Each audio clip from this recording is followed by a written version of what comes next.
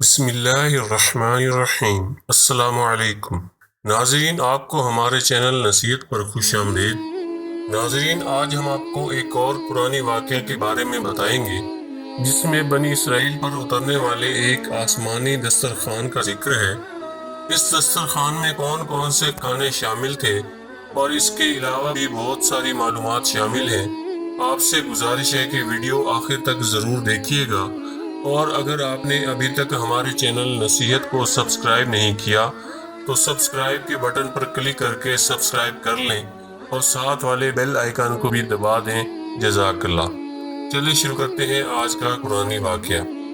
ایک مرتبہ حضرت عیسیٰ علیہ السلام کے حواریوں نے عرض کیا کہ اے عیسیٰ ابن مریم، کیا آپ کا رب یہ کر سکتا ہے کہ وہ آسمان سے ہمارے پاس ایک دسترخوان اتار دے؟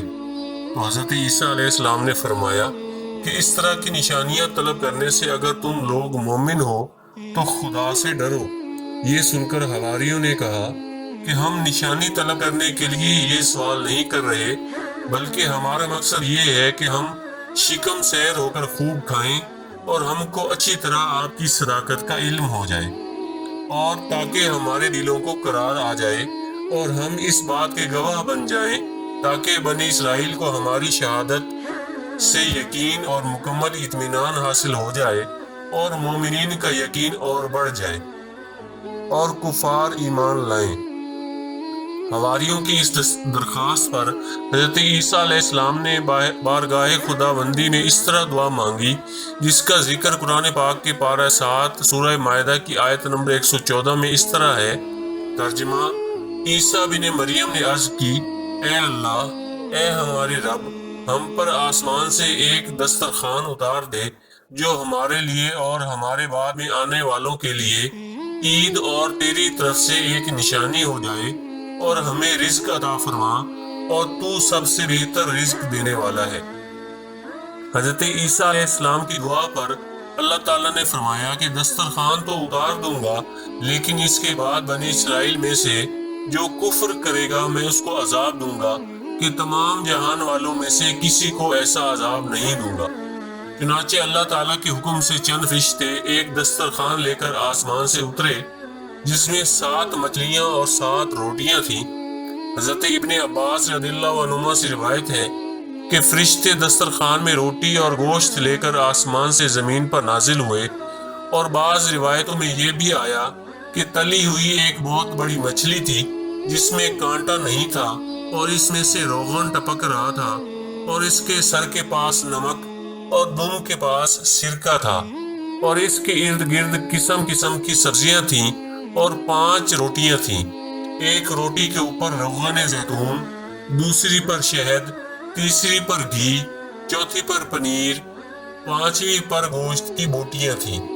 دسترخوان کے ان سامانوں کو دیکھ کر حضرت عیسیٰ علیہ السلام کے ایک حواری شمعون نے کہا جو تمام حواریوں کا سردار تھا کہ اے روح اللہ، یہ دسترخوان دنیا کے کھانوں میں سے ہے یا آخرت کے؟ تو آپ نے فرمایا کہ یہ نہ تو دنیا کے کھانوں میں سے ہے نہ آخرت کے، بلکہ اللہ تعالیٰ نے اپنی قدرت کاملہ سے تمہارے لیے اس کھانے کو ابھی ابھی ایجاد فرما کر بھیجا ہے۔ پھر حضرت عیسیٰ علیہ السلام نے بنی اسرائیل کو حکم دیا کہ خوب شکم سیر ہو کر کھاؤ، اور خبردار اس میں کسی قسم کی خیانت نہ کرنا، اور کل کے لیے ذخیرہ بنا کر نہ رکھنا۔ مگر بنی اسرائیل نے اس میں خیانت بھی کر ڈالی اور کل کے لیے ذخیرہ بنا کر بھی رکھ لیا۔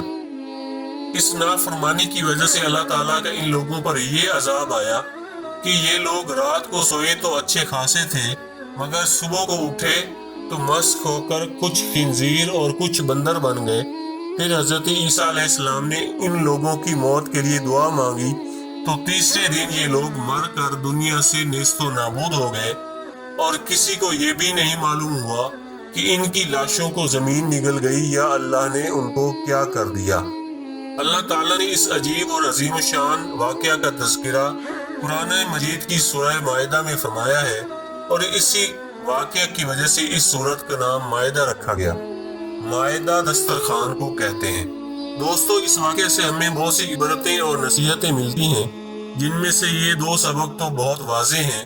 نمبر 1، حضرات انبیاء علیہ السلام کی مخالفت اور نافرمانی کتنا خوفناک جرم عظیم ہے۔ دیکھ لو کہ بنی اسرائیل نے جب اپنے نبی علیہ السلام کی مخالفت اور نافرمانی کرتے ہوئے آسمانی دسترخوان میں خیانت کی اور کل کے لیے ذخیرہ بنا کر رکھ لیا، تو عذاب الہی نے ان کو خنزیر اور بندر بنا کر دنیا سے اس طرح نیست و نابود کر دیا کہ ان کی قبروں کا نشان بھی باقی نہ رہا۔ اور جو لوگ اللہ اور رسول کی امانتوں میں خیانت کرتے ہیں، انہیں اس ہولناک عذاب سے عبرت حاصل کرنی چاہیے اور توبہ کر لینی چاہیے۔ اللہ پاک سے دعا ہے کہ وہ ہمیں اپنی رضا والے کام کرنے کی توفیق عطا فرمائے اور ہمیں اپنی نافرمانی والے کاموں سے بچائے۔ دوستو، اگر آپ کو ہمارا یہ واقعہ پسند آیا ہے تو اسے لائک اور شیئر کر دیں، اور اگر آپ نے ہمارے چینل کو سبسکرائب نہیں کیا تو سبسکرائب کر لیں۔ جزاک اللہ۔